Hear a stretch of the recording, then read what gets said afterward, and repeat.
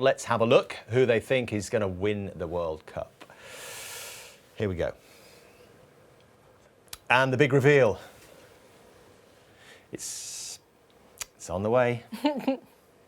OK, we've gone South American. All South America. Jamie thinks Argentina rather than Brazil. Why?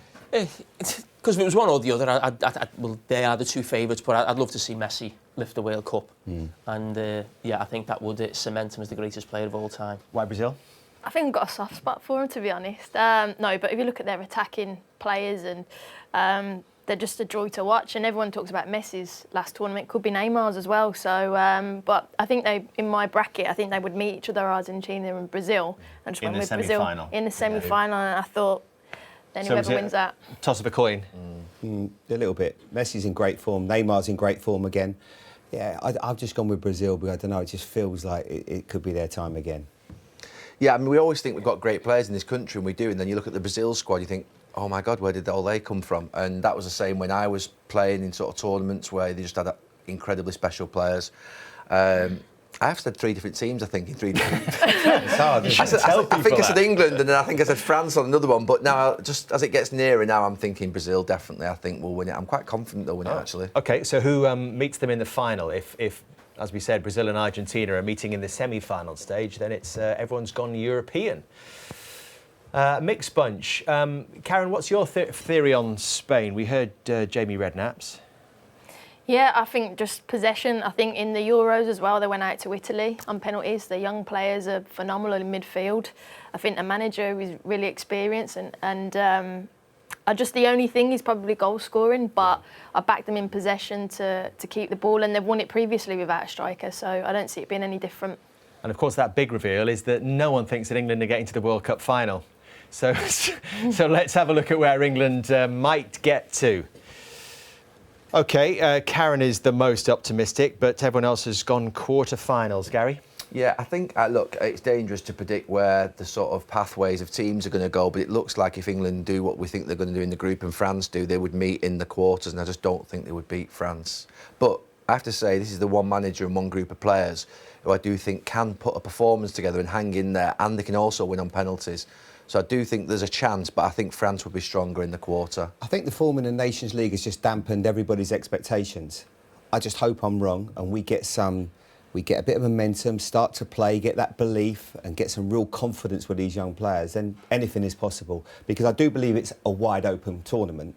Because you look at the runners, you speak to people, France, maybe, can they win it?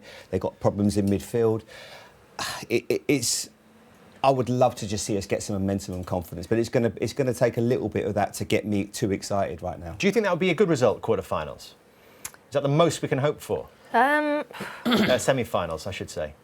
Yeah, I think so, yeah. I think with France, with Pogba and Kante out, I think that's why we might progress past them. And then, to be fair, then it's pot luck, isn't it? But I think we'd be happy. Well, of course, we want to get to a final, but realistic, I think that would be good. All right, what about Wales? Where are they going to end up? Jamie and Gary both think they're going to fall at the group stage and knockouts for everyone else. You think it might be a step too far for them, Jamie? I just think of the two special players they've had in the last couple of tournaments in Bale and Ramsey. Obviously getting a little bit older, maybe the last time we see them in a Welsh shirt, and both have done fantastically well. I think Gareth Bale, what he's done, and when he finishes his career, he'll go down as one of the greatest British players of all time. You know, Champions League, Player of the Year 2 or 3 times, I think, in England. What he's done for Wales, taking them to tournaments. But I just think the actual energy, and I just keep thinking of the American team, the young players in there, the energy, the intensity they will play at. I just think it'll be too much for Wales. And you think about the contract in America as well. Certainly going to enjoy it. Their first World Cup for 64 years. What about a surprise package? We'll have a look at surprise package and surprise early exit here. We've heard about Spain. Jamie Redknapp's gone for Senegal. Yep, I like them. Got a lot of talented players, lots of pace in the team, exciting as well. It'd be great to see them to go deep. I mean, Karen's gone with Spain. That's not a surprise, though, if they go well, Spain, is it? No, like I said, I think they'll be runners-up. But did you want to say something on Senegal, was it? No, the point I wanted to make England, is Senegal, don't they? we've both picked... yeah. They will play England in the last 16. We've both picked Denmark, and that's the reason why I never actually went for France, because Denmark are in France's group. I've got that right, haven't I? Yeah. Yeah, I think. Yeah. I think they are. Yeah.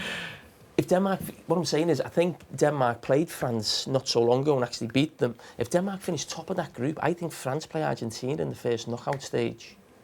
Have I got that right? Someone come here? Yeah. Jamie, you're pushing the boundaries. No, what I'm saying is, if we're saying surprise package, But what you're saying, Denmark are a good Argentina side. but Argentina and France would meet then in the first knockout Right. stage. And why Belgium?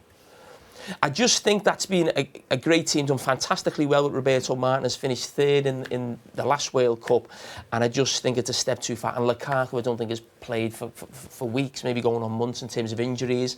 I'm not sure he's played this weekend for Inter Milan either, and I think it's a step too far, and I think that he could be, as I said, the surprise package to go out. Top scorer, we're running out of time.